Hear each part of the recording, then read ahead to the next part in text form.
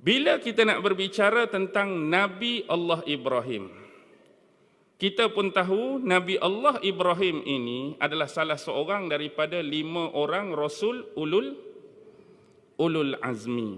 Maksud Ulul Azmi ini lebih kurang Nabi ataupun Rasul yang diberi ujian oleh Allah agak sedikit berat berbanding dan berbeza dengan Nabi-Nabi yang lain. Benar, Nabi Nuh, Nabi Ibrahim, Nabi Musa, Nabi Isa dan Nabi Muhammad sallallahu alaihi wasallam. Nama Nabi Allah Ibrahim, tuan-tuan, kalau tuan-tuan duk baca Quran, Allah sebut 69 kali dalam Quran. 69 kali dalam Quran. Tapi sepenuhnya ayat yang membicarakan tentang Ibrahim ada 186 kali. 186 ayat dalam Quran, 69 kali nama Ibrahim benar-benar disebut. 186 kali ayat bercerita tentang Nabi Allah Ibrahim dalam 25 surah, tuan-tuan. 17 surah menceritakan oleh Nabi Allah Ibrahim ada dalam surah-surah Makkiyah, dan 8 yang berbaki Allah ceritakan dalam surah-surah Madaniyah. Baik. Ibrahim ini asal dia di mana? Asal Ibrahim di mana? Babylon. Babylon duduk mana, tuan-tuan? Babylon duduk di Iraq. Nabi Ibrahim bukan asal Mekah, walaupun dia bangunkan kembali foundation Kaabah dengan anak dia. Dia bukan berasal di Palestin, walaupun memang dia duduk situ dengan ahli keluarga dia, Sarah dan anak-anak dia. Dia bukan berasal daripada Mesir, walaupun dia masuk ke Mesir sekejap sehingga Sarah dirampah oleh Maharaja Mesir. Dia bukan berada di Aram, kawasan Syam, walaupun dia berpindah di situ. Tetapi Nabi Ibrahim berasal di satu tempat, daerah Ur, iaitu sebuah kampung yang disebut Faddam Aram, dalam daerah Babylon. Babylon pada masa itu dikuasai dan diperintah oleh seorang raja. Quran sebut tak kalimah Namrus? Tak sebut. Tak sebut kalimah Namrus. Tapi diperakukan oleh ahli-ahli tarikh dan sejarah, raja yang memerintah ketika zaman hayat kehidupan Nabi Allah Ibrahim di Babylon ialah Namrus. Pada masa itu dia menguasai 3 daerah dan kawasan yang besar. Pertama Babylon, Babil. Yang kedua ialah Akkad, merujuk kepada kerajaan Akkadia. Dan yang ketiga Sinia, merujuk kepada Sumeria. Sebab antara tamadun paling awal ialah Sumeria tu bukan dia dinamakan tahun. Sumeria tu duduk bawah dalam semua ketamadunan tadi. Tapi yang paling penting Mesopotamia, bukan Mesopotato. Mesopotamia. Baik. Kembali kepada persoalan Nabi Allah Ibrahim. Sebenarnya kalau kita tengok salasilah, hubungan Nabi Allah Ibrahim dengan Namrus masih lagi satu keturunan, iaitu keturunan Sam. Sebab anak Nabi Allah Nuh yang terselamat di atas kapal, Sam, Ham, Yafis. Kalau kita tengok susu galur Namrus ni Namrus bin Kan'an, Kan'an bin Kush, Kush bin Sam, Sam bin Nuh. Maksudnya dia masih keturunan Nuh. Kalau Ibrahim agak terkebelakang. Sebab Ibrahim dalam Quran Allah cerita nama Nabi Allah Ibrahim apa? Dalam Quran ada dia sebutkan. Yang buat patung berhala tu. Azar. Azar juga disebut sebagai tarikh. Ataupun Taurat sebut tirah. Jadi Ibrahim bin Azar pun boleh, Ibrahim bin Tarikh pun boleh, Ibrahim bin Tirah pun boleh, bin Nahur, bin Saruj, bin Ra'u, bin Falish, bin Abir, bin Shalikh, bin Arfakshat, bin Sam, bin Nuh. Maksudnya susu galur dia tentak sampai pada Sam. Walaupun demikian, kita bukan memperkirakan tentang susur galur yang sama, kenapa seorang jadi macam ni, kenapa seorang jadi macam ni. Itu tak perlu pelik. Sebab sejarah Nabi Nuh, ada antara anak Nabi Nuh yang tak dengar kata? Ada, sedangkan dia anak Nabi. Bapa seorang Nabi. anak tak dengar kata. Macam juga cerita Nabi Allah apa? Lut. Cerita Nabi Allah Lut, siapa tak dengar kata? Bini dia tak dengar kata. Ada lagi cerita lain. Cerita Nabi Allah Ibrahim, bapa dia pun tukang pembuat patung berhala. Itu semua adalah kebiasaan. Hidayah itu tetap milik Allah. Bukan kerana hubungan kekeluargaan. Anak tok imam tak semestinya dia juga akan jadi tok imam. Anak tok lebay tak semestinya dia akan jadi tok lebay. Ada orang biasa anak dia jadi tok imam. Ada orang biasa anak dia jadi tok lebay. Ada anak tok imam jadi orang biasa-biasa. Ada anak tok lebay juga jadi orang biasa-biasa. Semua adalah hidayah dan petunjuk daripada Allah. Baik, diperkirakan. Yang ni kita panggil satu benda yang umum. Siapa nak bahas pun bahaslah. Cuma diperkirakan. Perkataan pun kita boleh faham. Diperkirakan zaman dan masa zaman Nabi Allah Ibrahim 1997 hingga 1822 sebelum Masihi. Diperkirakan. Kalau tuan-tuan ada dalil dan hujah yang lebih kukuh untuk menolak perkiraan ini, dikemukakan. Sebab sejarah dia terbuka. Tuan-tuan ada dalil, tuan-tuan ada hujah, tuan-tuan ada bukti saintifik tadi yang lebih mengukuhkan pendapat tuan-tuan, maka yang ini akan tertolak. Okey. Isu yang paling besar, Allah rakam dalam surah Baqarah 258, kalau tak silap saya kan. Tanpa menyebut nama. Alam tara ilal ladzi hajja Ibrahim fi rabbih an atahu Allahul mulk. إذ قال إبراهيم ربي الذي يحيي ويميت قال أنا أحيي وأميت قال إبراهيم فإن الله يأتي بالشمس من المشرق فأت بها من المغرب فبهت الذي كفر والله لا يهدي القوم الظالمين. Nama Ibrahim disebut, tapi satu nama lagi tidak disebut. Sebenarnya kisah ini ada dua rantaian. Lepas habis cerita ni dia sambung cerita Nabi Allah Uzair. Cerita Nabi Allah Uzair yang Allah matikan hampir lebih kurang 100 tahun tuan-tuan. Tapi kemudian Allah hidupkan balik. Sebab Allah hidupkan balik itulah orang setengah Yahudi yang bebal menganggap dia anak Tuhan. Uzair disebut anak Tuhan di sisi orang Yahudi. Nabi Isa disebut anak Tuhan di sisi orang Kristian. Islam ada tak hak mengaku anak Tuhan? Tak ada lagi kan? Tak ada lagi. Okey, tak apalah. Tak ada, alhamdulillah. Jangan nak mengaku-ngaku dan menisbahkan diri kita dengan Tuhan ataupun Allah. Baik, kita semua adalah hamba dia, makhluk dia. Kembali kepada konsep ini, tengok ayat ni betul-betul. Alam tara ilal Lazi hajja Ibrahim fi rabbih. Dan tidakkah kamu memerhatikan ada seorang individu yang Allah ceritakan hajja Ibrahim, yang menghujah Nabi Allah Ibrahim. Bahasa moden sikit, yang mendebat Nabi Allah Ibrahim fi rabbih, berkenaan dengan Tuhannya. Dalam tafsir disebutkan lelaki yang dimaksudkan yang menghujah Nabi Allah Ibrahim itulah Namrus bin Kan'an bin Kush bin Sam bin Nun. Baik, apa yang dia nak hujah tentang Nabi Allah Ibrahim? Dia nak hujah tentang Allah, tentang Tuhan. Sama seperti bila mana Fir'aun menghujah siapa dulu? Nabi Allah Musa dan Nabi Allah Harun. Dua orang Nabi pada masa itu berhadapan dengan Fir'aun. Konteks dia sama. Sebelum ini, kelahiran Nabi Allah Musa persis mirip dengan kelahiran Nabi Allah Ibrahim.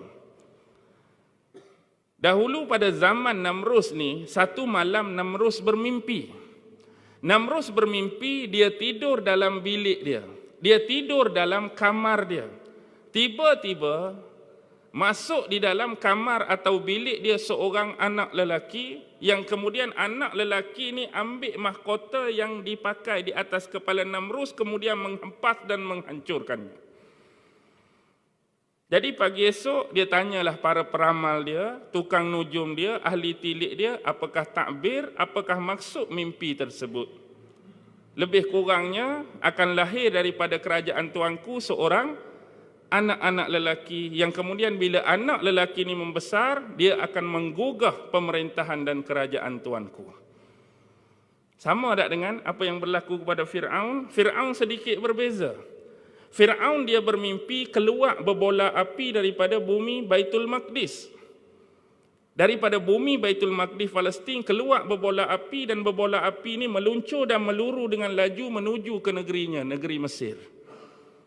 Bola api ni bila masuk dalam negeri Mesir, bila jumpa rumah-rumah Bani Israel mewakili Bani Nabi Allah Musa dan Nabi Harun, bola api ni tak masuk dalam rumah, dia keliling saja rumah. Tapi bila dia bertemu dengan rumah-rumah kaum Fir'aun, bangsa Kipti, api ni masuk dalam setiap rumah. Jadi bila tanya takbir mimpi, samalah. Lebih kurang akan lahir seorang anak lelaki yang akan menghancur dan menjahannamkan kerajaan tuanku. Walaupun kita kata kisah Nabi Allah Musa dengan Fir'aun agak sedikit terkenal berbanding kisah Nabi Allah Ibrahim, Ibrahim mendahului perumpamaan mimpi seperti ini. Sama juga, bila Namrus dapat tahu apa yang dia buat, mana-mana wanita yang mengandung pada masa itu akan dikuarantin. Ini bukan bahasa hospital ni, bahasa moden ada. Biasanya kuarantin ni hospital, ataupun orang-orang yang dikehendaki dan disyaki oleh kerajaan, dia nak bagi pelepas, border pass ke border apa, dia kuarantin sekejap, ada soal selidik. Dia kuarantin duduk seolah-olah macam di satu tempat yang dikhaskan. Tunggu sampai perempuan ini melahirkan anak. Sekiranya anak yang dilahirkan tu wanita, maka dibebaskan kedua-duanya, anak dan si ibu. Sekiranya lelaki, apa yang berlaku? Anak-anak ini dibunuh, tuan-tuan. Anak-anak ini dibunuh. Dua-dua ni punya pattern yang sama. Namrus pun pernah mengaku Tuhan, Fir'aun pun pernah mengaku Tuhan. Hak ni mengaku Tuhan, hak ni pun mengaku Tuhan. Dan ada seorang lagi. Hak nak keluar ni, hujung-hujung pun dia akan mengaku Tuhan juga. Tapi sebelum mengaku Tuhan, dia mengaku apa dulu?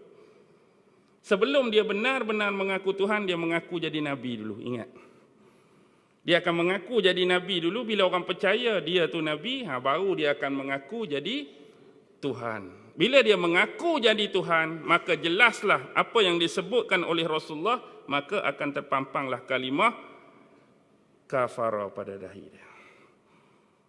Itu cerita Dajjal, biarlah. Isu sekarang bila buat pengakuan atau klaim dia tu Tuhan, hatta sebenar dia tetap makhluk. Kalau dulu Haman diminta oleh Fir'aun untuk bina bangunan yang tinggi. Yang Quran sebut bangunan tinggi itu jangan silap faham, bukan bina piramid. Piramid itu lain. Bangunan hak Haman bina tu ada di Mesir dah hancur dah roboh dah. Hak benar-benar hak dia naik, dia panah ke atas tu. Itu bukan piramid. Hak tu naik. Kalau Namrus dia buat macam mana? Namrus macam mana? Quran tak cerita. Tapi ada sebahagian tafsir mengutip daripada riwayat-riwayat Israeliat. Saya sebut awal-awal, takut orang silap faham. Ada riwayat yang menyebut, dia cari 4 ekor burung helang yang besar. Sebab Namrus ni adalah sisa-sisa jenis. Kenapa dia mampu jadi raja, dia mampu jadi penguasa dan pemerintah? Kerana dia ni bertubuh besar, bertubuh kasar, beza dengan orang-orang biasa pada masa tu. Jadi dia ambil burung helang 4 ekor, kemudian di setiap kepala burung tu dia letak kayu yang panjang, dia umpang dengan daging. Jadi bila burung tu nak ke daging, burung ni terbang. Jadi dia duduk dalam kotak di tengah antara burung tu, burung ni lah bawa dia terbang naiknya. Dan dia bawa lah anak panah siap-siap. Tapi dia di sini dia melakukan satu penipuan, dia bawa dah anak panah, mata panah dah dicelup dengan darah awal-awal lagi. Kalau lah ni boleh diistilahkan sebiji macam apa? Cara yang dia buat ni. Yang anak-anak kita duk main tu, yang ada kipas 4 biji. Nak panggil apa tu? Drone, drone tu. Sering naik. Tapi drone zaman dia lah, konon-kononnya. Betul tak istilah yang saya guna, wallahu alam tak? Jadi naik sampai atas tu dia nak tinggi lagi. Tapi sebab kudrat burung, terbang lagi tinggi pun dia makhluk Allah, dia lemah. Bila benda tu makin nak jatuh, maka dia lepaskan anak panah dia. Jadi bila turun ke bawah, dia tunjuk kepada rakyat dia bahawa dia dah bunuh Tuhan Ibrahim. Kawan tu pun sama juga, aku dah bunuh Tuhanmu Musa, klaim dia. Padahal Tuhan Musa ke Tuhan Ibrahim ke dia tak kenal pun. Dia yang mengaku Tuhan. Tengok tuan-tuan. Secara psikologi, dia panggil psikologi ganda, orang yang mengaku Tuhan, walaupun dia manusia, contoh, kalau saya ni mengaku Tuhan, saya tak boleh dah nak menerima mana-mana konteks ketuhanan yang lain selain daripada saya bila saya nak mengaku Tuhan. Betul tak? Boleh atau tidak, kita nak mengaku Tuhan tapi kita masih menerima ketuhanan yang lain. Aku ni Tuhan, tapi aku boleh terima juga kalau dia tu nak mengaku Tuhan pun. Boleh tak kita nak beranggapan lagu tu? Tak, secara biasa. Kita nak mengaku Tuhan, tapi ada orang lain mengaku Tuhan. Ya, aku mengaku Tuhan, tapi dia tu pun aku perakui jugalah dia Tuhan. Hak dia ni mengaku pun aku perakui juga, atau bangang kita panggil. Bila kita nak mengaku Tuhan, kita akan menolak konteks ketuhanan yang lain. Baik, dari sisi psikologi berganda, bila Namrus mengaku Tuhan, seolah-olah dia nafikan habis yang orang lain tu sebagai Tuhan. Mana-mana unsur.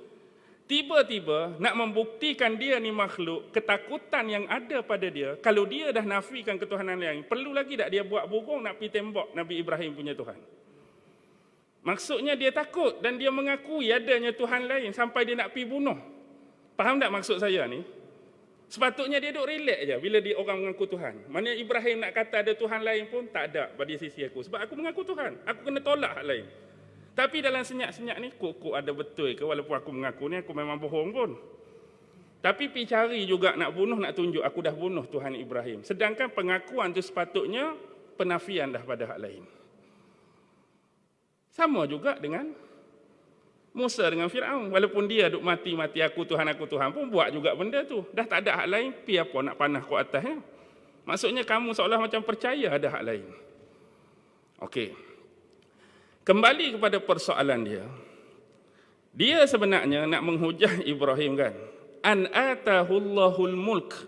Dia diberi apa? Diberi kekuasaan, diberi pemerintahan.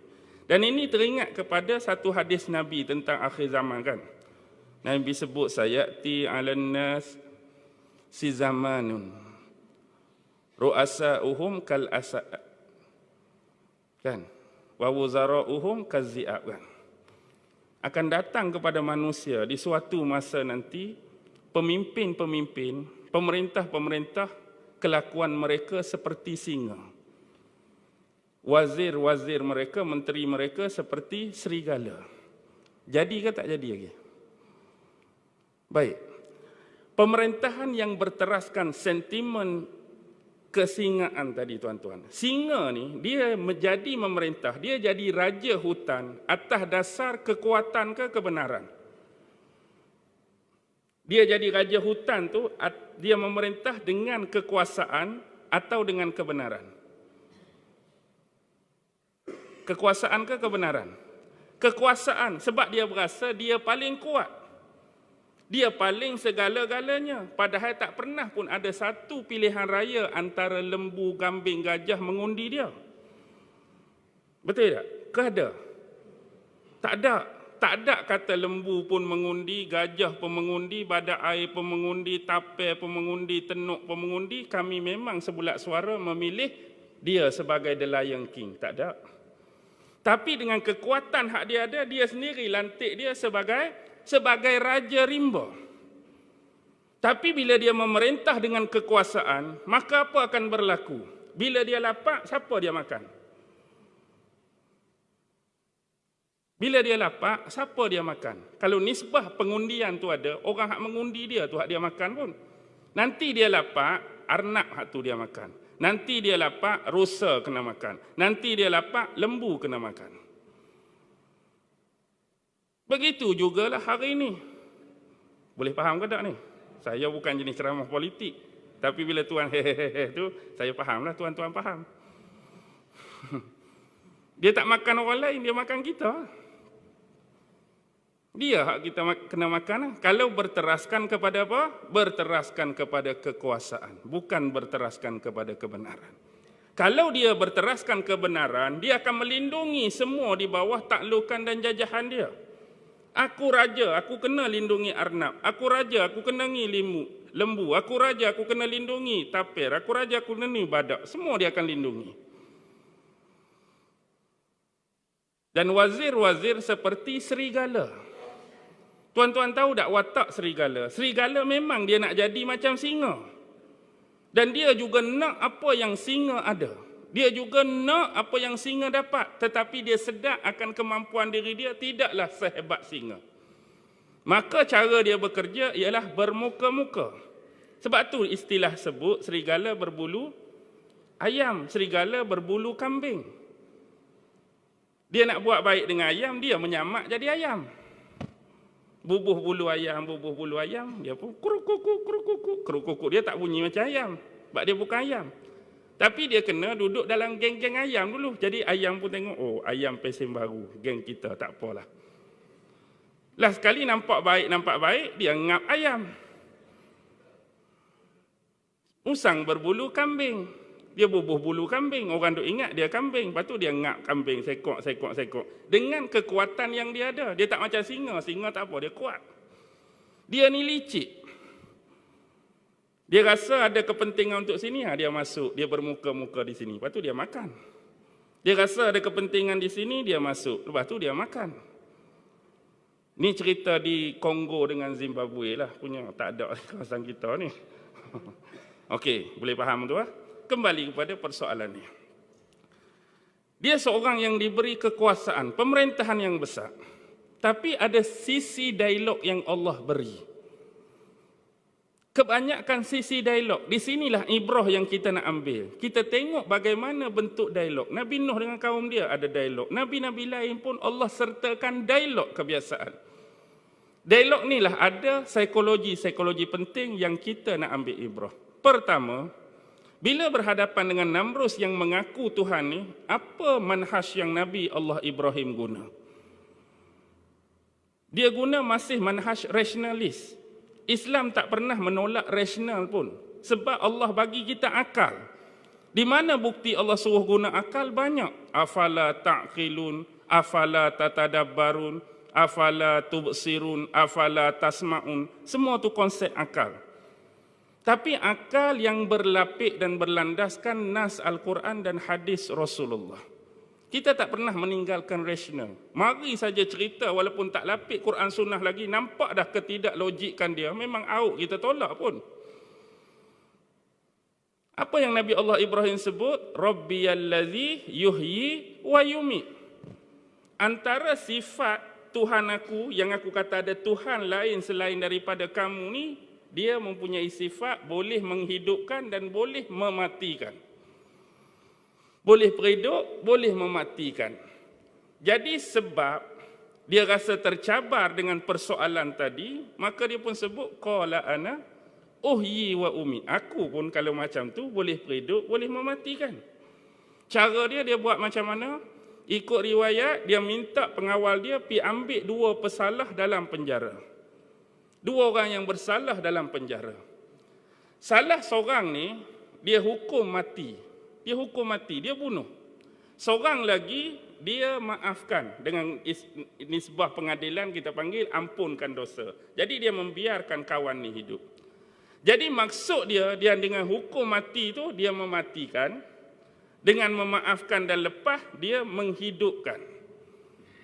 Kalau lagu ni tak payah Namrus, Tok Hakim sekarang pun boleh buat. Tok Hakim sekarang pun boleh putus macam ni. Jadi saya memutuskan bahawa pesalah ini dijatuhkan hukuman mati. Saya memutuskan pesalah ini contoh hak lain lah selain pada 2 ni, diringankan daripada 15 tahun penjara kepada 2 tahun penjara. Ataupun dimaafkan sebab bukti-bukti yang keliru, samar dan tidak sabit sebagai contoh. Tapi sebab nak juga lagu tu, dia cuba try buat. Atas tu Nabi Allah Ibrahim timbal lagi. Qala Ibrahim apa dia? Fa innallaha ya'ti bisyamsi minal masyriq. Tuhan aku ni, dia boleh menerbitkan matahari dari arah timur ke barat. Matahari terbit timur dan terbenam di barat. Tuhan aku ni menerbitkan matahari dari arah timur dan membenamkan ke arah barat. Kalau kamu berasa kamu Tuhan, cuba buat terbalik. Fa'ti biha minal maghrib, kamu buat naik ke barat, lawan hak Tuhan aku buat ni, kamu buat naik ke barat, terbenam ke timur. Ni lagu mana? Fabuhital lazi kafar, maka bingunglah orang kafir tersebut. Jam, tak boleh nak buat apa. Ni bukan lagi cerita pasal zat, bukan zat Tuhan, sifat-sifat Tuhan yang lain. Ni hanya membicarakan soal rasionalistik. Rasional, akal semata-mata. Cuba buat. Kalau hebat, tak boleh buat. Bila tak boleh buat, kalah lah. Bila kalah ni Tuan, wallahu la yahdil qaumal zalimin. Allah sekali tidak akan pernah memberi hidayah kepada mereka-mereka yang melakukan kezaliman. Tak boleh. Last sekali, apa hukuman? Apa hukuman? Bila dia kalah, dia hukum Nabi Allah Ibrahim macam mana tuan-tuan? Namrus bakar api. Bukan kata periduk api pergi letak tu tak. Tapi apa dia? Dia guna, Allah dia panggil apa ni? Macam bidah, tapi bukan bidah ni, bidah besar tu. Tak, dia ada satu istilah tu. Ketepel, yes. Mujur abang ni peringat. Ketepel. Dia panggil ketepel. Lontak, masuk dalam api. Tapi Allah menyelamatkan Nabi Allah Ibrahim, duduk dalam api tu. Nisbah asal, api ni panas dan memanaskan. Dia panas, lepas tu memanaskan pula. Tapi Nabi Ibrahim duduk dalam tu, bardan wassalam. Sejuk dan selamat. Allah gantung dan lapik dengan kalimah selamat. Kalau Allah guna sejuk saja, tak guna kalimah selamat, dia jadi apa? Dia jadi musibah juga, ujian juga. Sejuk saja. Mungkin sejuk yang melampau tu boleh menyebabkan kematian, panas yang melampau kematian. Tapi sejuk wassalaman, sejuk yang berkeadaan selamat.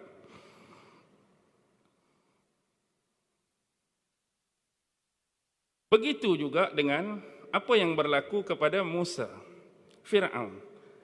Fir'aun lepas ahli-ahli sihir dia kalah, ahli sihir dia beriman, betul? Kami beriman dengan Tuhannya Musa dan Tuhannya Harun. Lalu sebab pengakuan Tuhan tu dia jawab apa? Bagaimana kamu boleh beriman sebelum mendapat kebenaran dan keizinan daripada aku? Maksudnya seseorang tu nak beriman kena minta izin Fir'aun dulu. Kalau Fir'aun tak benar beriman, maka tak boleh. Kalau dia benar beriman, baru boleh beriman.